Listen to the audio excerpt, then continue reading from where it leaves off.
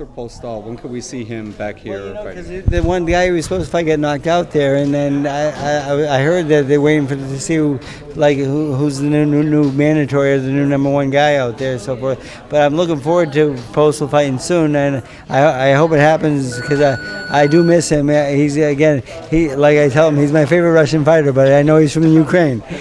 What about Crawford? Would you like the Crawford fight? The Crawford fight, a lot of fans are asking for it. What happens in that fight? How do you see that fight playing out?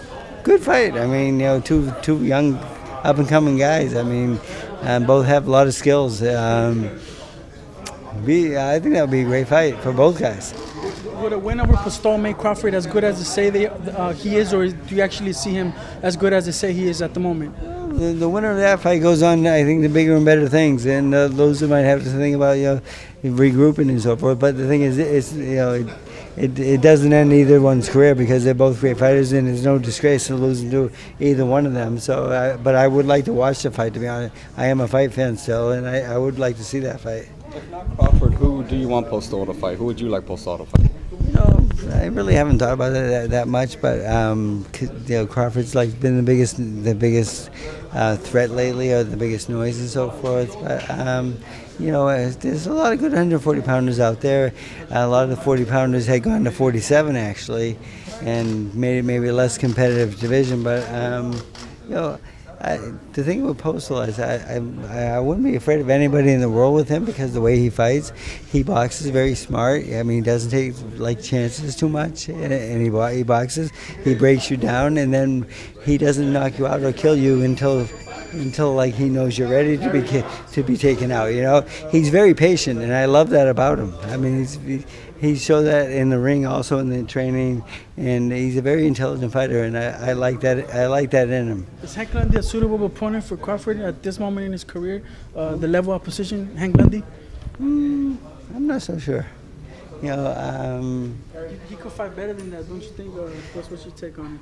Well, is there better opponents out there for him? There are better opponents out there and so forth, but the thing is, I think they're trying to make him the next pay-per-view star out there. And the thing is, when you're trying to make somebody into a pay-per-view star, and he does very well and draws big crowds, and he's exciting to watch and so forth, you be a little bit careful of who you match him with. I mean, there is a science to matchmaking, and I think you need the best matchmakers to make those decisions to fight the right guy at the right time.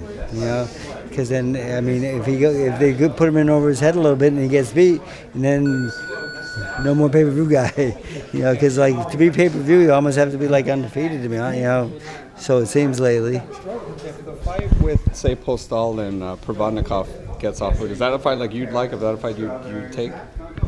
I have to say yes, because I think that's why he's left our camp, because he wanted to fight bigger and better names, and a lot of the bigger and better names in his division were my guys. So that'd be a great fight. I mean, I love that as a fan, but I do think maybe Postol has a little bit more boxing ability, but Bruce, he's just such a big puncher, and he's a hard guy. It's not an easy win for either guy. Freddie, are you the sparring sessions go when they spar together here? Yeah, spar too much together. I never put them together too long. Just a couple rounds and warm up and stuff like that, because I would never put them in 6 rounds, something like that. It would be too competitive.